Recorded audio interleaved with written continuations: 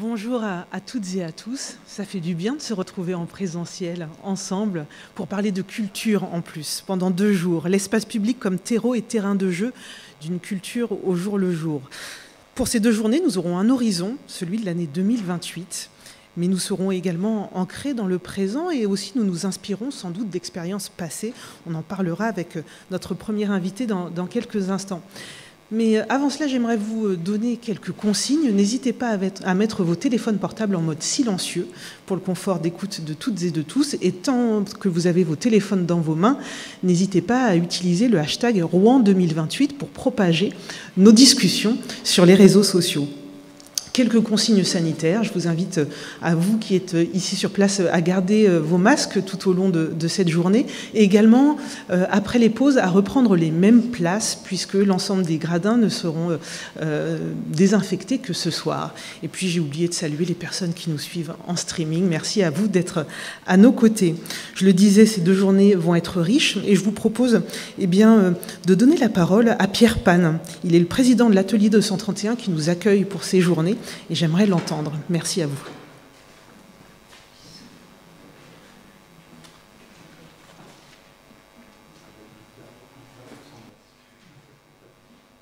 Bien, je vous souhaite la bienvenue pour cet événement, donc colloque culture et espace public, avec pour thème général l'espace public comme terreau et terrain de jeu d'une culture au jour le jour. Bienvenue à vous tous et à chacun chez nous à l'Atelier 231, Centre national des arts de la rue et de l'espace public de Sotteville-lès-Rouen. Et plus particulièrement, bienvenue à Madame Christine Cintré, vice-présidente de Rouen-Normandie 2028. Merci d'avoir choisi l'Atelier 231 pour les travaux dans le cadre de Rouen, capitale européenne de la culture en 2028. Bienvenue à Madame Laurence Renoux, vice-présidente de la métropole Rouen-Normandie, en charge de la culture et adjointe au maire de Sotteville-lès-Rouen. Madame Edwige Panier, adjointe au maire de Sotteville-lès-Rouen en charge de la culture et à ce titre, représentant Madame la maire Luspan. Madame Anne Le Goff, directrice de l'Atelier 231 et directrice artistique du Festival Vivacité. Bienvenue à Mesdames et Messieurs les élus présents, s'il y en a que je n'ai pas cités, et à vous tous, acteurs de la culture, compagnies, artistes, enseignants, chercheurs, professionnels et aussi publics. Merci à nos partenaires in situ, Arsena, la ville de Sotteville-lès-Rouen, la ville de Rouen, Métropole Rouen-Normandie. C'est avec plaisir que j'assume l'ouverture des travaux de ce colloque au cours duquel vont être évoqués différents thèmes. Pendant ces 2 jours, avec chacun de nos et vos expériences, nous évoquerons tour à tour la connaissance autour du thème principal, l'espace public comme terreau et terrain de jeu d'une culture au jour le jour.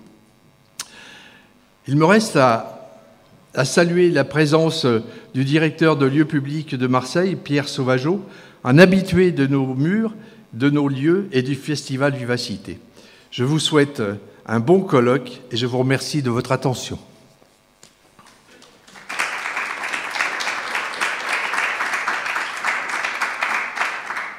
Merci Pierre Pan pour cet accueil et vous avez raison, nous allons partager de la connaissance, tout cela pour nourrir la candidature de Rouen pour cette capitale européenne de la culture 2028. J'invite maintenant à me rejoindre Edwige Panier, adjointe au maire de Sotteville-lès-Rouen, en charge de la culture.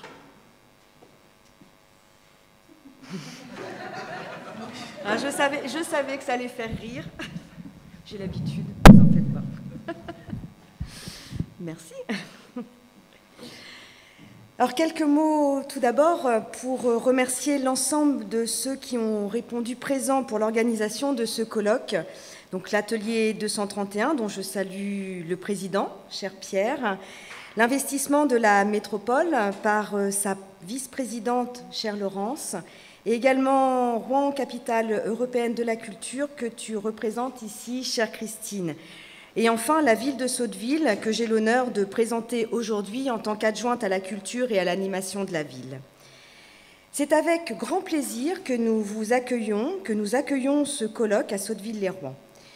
Pour plusieurs raisons, et j'en vois au moins 3. Psychanalytique, urbanistique, dynamique. Psychanalytique, je dirais, premièrement, pour faire écho à la conférence d'hier soir, mais pas seulement. Parce que la culture et Sotteville, c'est une histoire ancrée dans la chair et dans la pierre. Parce que notre commune est inséparable de son atavisme culturel. Nous sommes liés à la culture, heureusement ni dans une névrose, ni dans une psychose, mais bien dans une relation équilibrée et assumée. Ce que nous pouvons et nous prouvons aujourd'hui en soutenant ce colloque. C'est ce que nous démontrons année après année avec l'engagement conséquent de notre commune au soutien de la culture.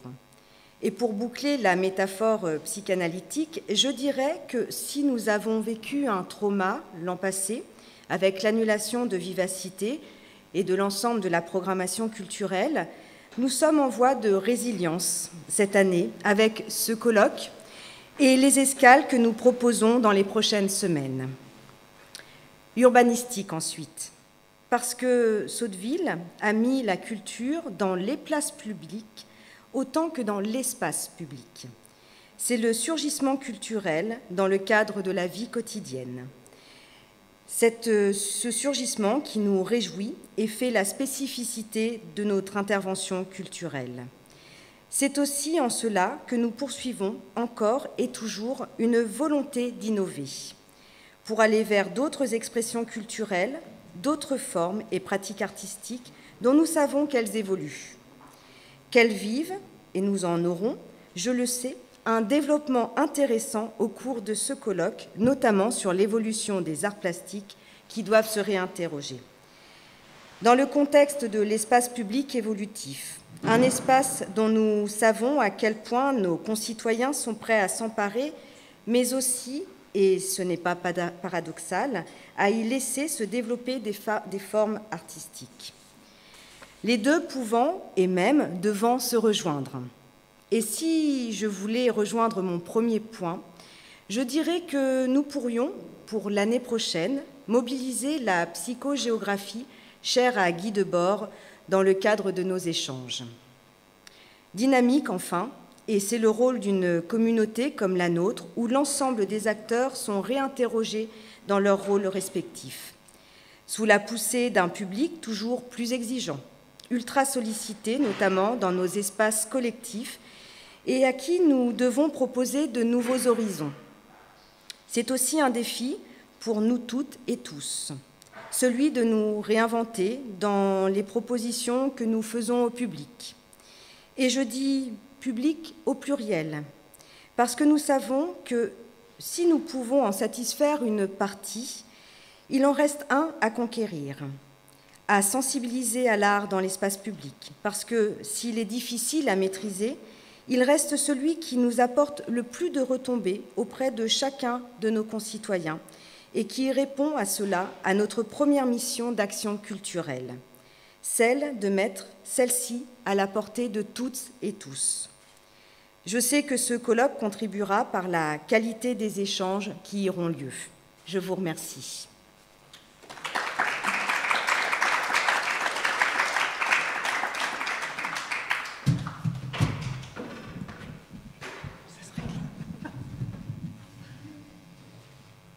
Pas trop. Merci beaucoup Thomas. Merci à vous Edwige Panier.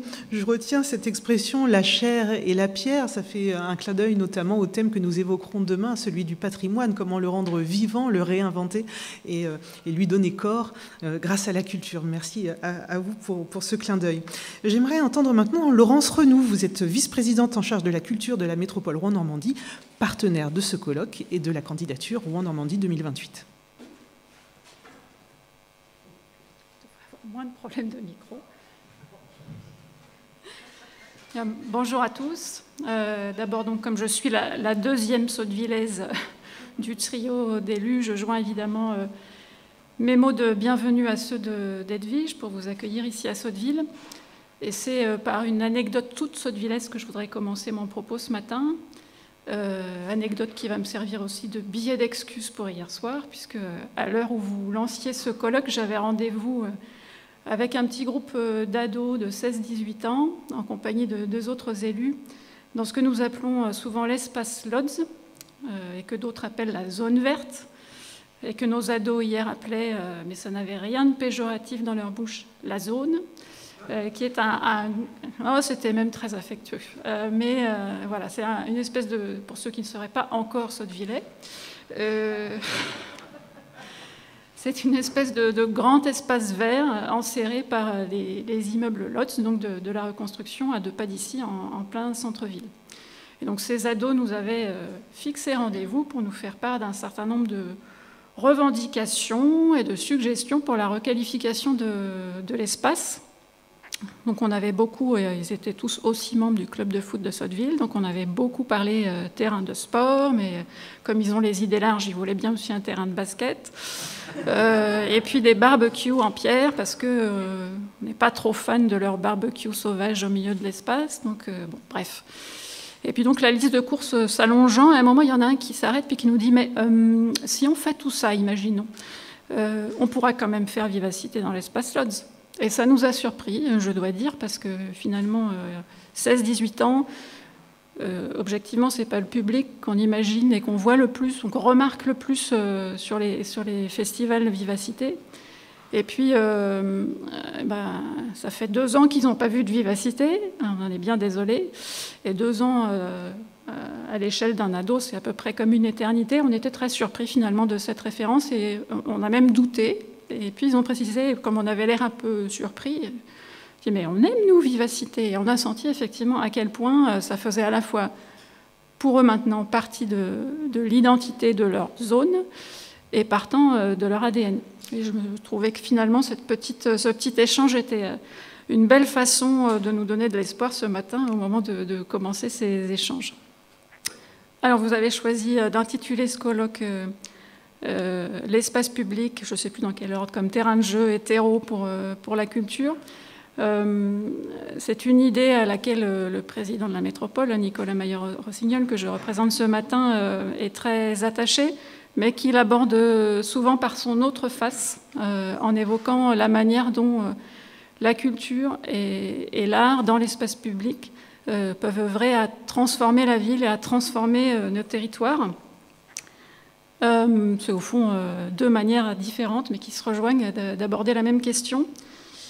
Et effectivement, alors j'emprunte l'expression, j'avoue, à je ne sais plus trop qui, effectivement, on est là aussi pour se demander comment faire pour que nos villes, nos territoires deviennent des territoires plus sensibles, c'est-à-dire des territoires qui deviennent des lieux où l'on vive plus intensément, nourris par les émotions, la surprise, la découverte. Des territoires aussi qui soient plus inclusifs, parce que la culture sait faire une place à chacun et à chacune.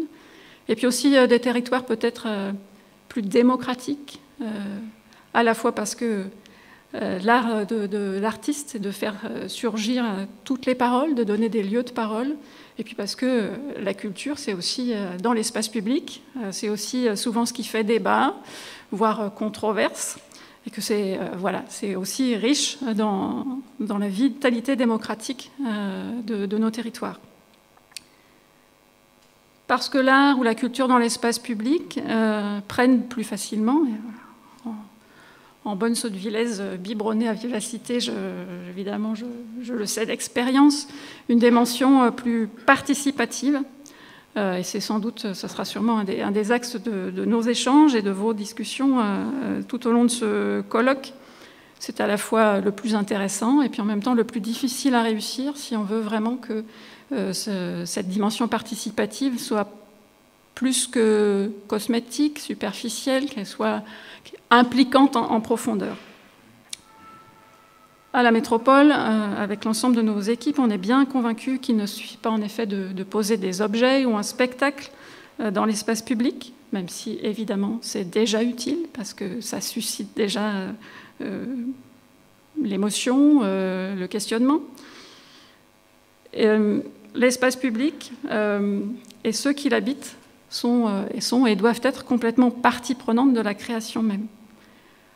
Parce que si l'artiste sait créer dans l'espace, dans le territoire, en s'inspirant de ce qu'il est profondément, sur tous les plans, il peut évidemment d'abord en livrer une autre lecture, Et à travers ça, il peut aussi créer de la ville. Et c'est bien cette double interprétation qui est intéressante. C'est en tout cas dans cet esprit que, par exemple, la métropole participe et anime un groupe de travail auquel, je crois, Thomas est associé, qui s'appelait au départ l'art dans l'espace public, je crois, est devenu habiter l'espace public, et qui regroupe des personnels de la culture, mais aussi des mobilités, de l'urbanisme, pour travailler ensemble ce fameux terreau qui peut être ensuite le lieu de la culture.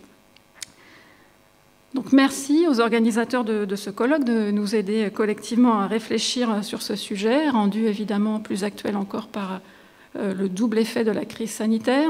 D'abord parce que l'espace public est devenu un peu l'espace de survie pour la culture pendant la fermeture des salles. Et puis aussi parce que nous avons été privés de beaucoup de nos expériences sensorielles. Je vous vois tous avec vos masques et je trouve que c'en est une bonne illustration. Et que l'art et la culture dans l'espace public, ils vont nous permettre de renaître à une vie pleine dans les temps qui viennent.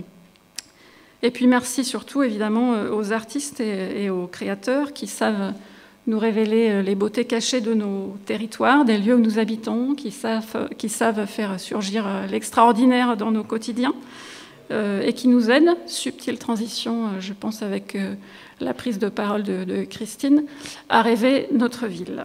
Merci à tous donc.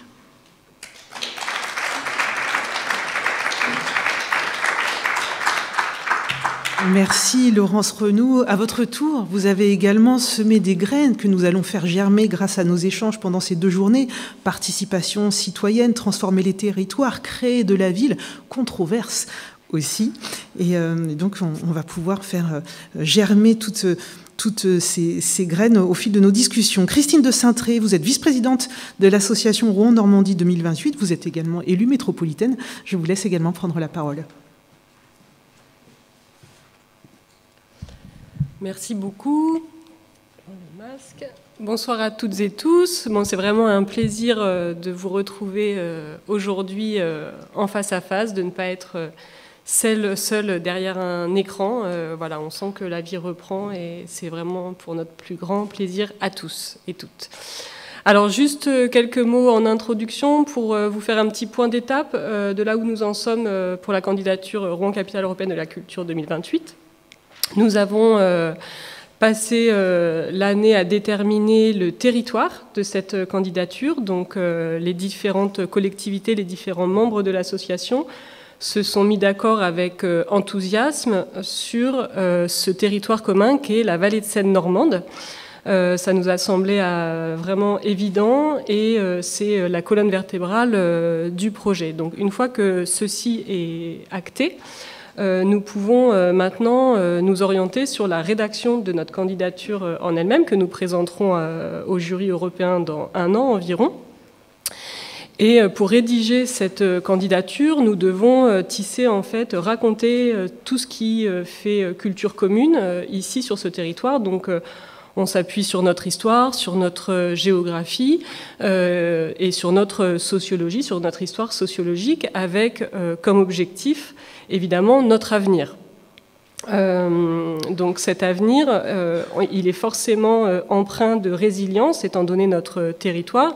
C'est-à-dire qu'on sait pertinemment que cette histoire, elle va être marquée par une volonté de transition écologique, par une volonté d'égalité entre les hommes et les femmes, une volonté d'inclusion toujours plus grande.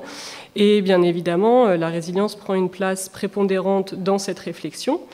Et quand on regarde l'histoire des candidatures capitales européennes de la culture, on se rend compte que celles qui ont réussi, en tout cas celles qui ont réussi à changer le territoire à long terme, et c'est vraiment notre objectif, elles ont été en capacité de regarder leur histoire en face, c'est-à-dire de regarder la manière dont le territoire était abîmé, elles ont regardé leurs crises, leurs blessures, et elles ont assumé le fait de présenter ces blessures pour les réparer au travers d'un projet culturel qui n'est finalement qu'un levier, ce projet culturel, puisque la réparation ne se fait pas uniquement par la culture, mais c'est, disons, une porte d'entrée. Voilà, donc nous on a vraiment ces modèles en tête. Enfin, je pense par exemple à Glasgow en 90 ou Lille en 2004. C'est vraiment des exemples pour nous qui font sens. Alors, une fois qu'on a dit cela, bien évidemment, l'espace public qu'on va aborder ce matin est absolument prépondérant, puisque c'est l'endroit où les artistes vont pouvoir exprimer des œuvres monumentales, c'est l'endroit où on va pouvoir faire des grandes manifestations publiques, mais c'est aussi l'endroit où les citoyennes et les citoyens vivent au quotidien, où la parentalité peut s'exercer, où les rencontres se font. Donc c'est un axe absolument prépondérant de la vie urbaine, et c'est à ces endroits aussi qu'on doit réparer, parce que les fonctionnalités de l'espace public changent, et nous devons les réattribuer un petit peu aux habitants qui ont besoin de ces espaces communs. Voilà, alors effectivement, Laurence, tu évoquais les rêves comme transition. Pour réaliser l'amélioration de ces espaces publics, on doit le faire avec des projets de concertation publique.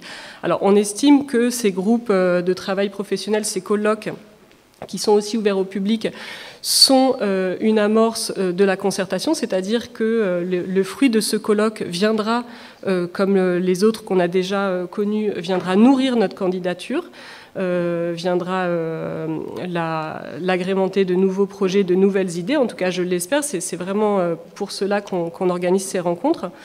Et nous organisons aussi des temps grand public. Cet été, nous aurons un nouveau temps public qui est une récolte de rêves. En fait, nous serons présents, l'association sera présente sur les différents temps culturels et de loisirs organisés par les différentes collectivités du territoire. Et nous viendrons face aux habitants et aux habitantes pour récolter des rêves, des utopies, afin de construire un grand rêve commun. Qui viendra aussi, bien évidemment, alimenter notre candidature. Voilà, donc pour conclure, je voudrais vraiment remercier tous ceux qui ont permis ce colloque possible. Alors d'abord, bien évidemment, l'atelier 231 et Anne Le Goff, parce que être à l'atelier 231, c'est toujours entrer dans un rêve, hein, c'est toujours des moments merveilleux. Donc vraiment, un grand merci pour cet accueil, et à la ville de Sotteville, bien évidemment, à tous nos élus. Je voudrais remercier chaleureusement les équipes de notre association, Thomas Malgras, Gilles et Sonia, parce qu'ils font un travail d'orfèvre en fait vraiment tout au long de l'année, et on a une très très belle équipe, on en est absolument ravis. Je voudrais remercier les équipes de In Situ et Arsena qui vont intervenir et qui nous ont aidés à organiser ce colloque. Et puis je voudrais remercier bien sûr Rebecca Armstrong qui nous accompagne, et c'est toujours un travail de qualité aussi.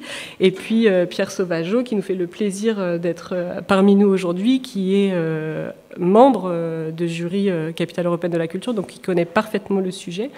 Et donc on est très très heureux et heureuse de vous avoir parmi nous. Un grand merci.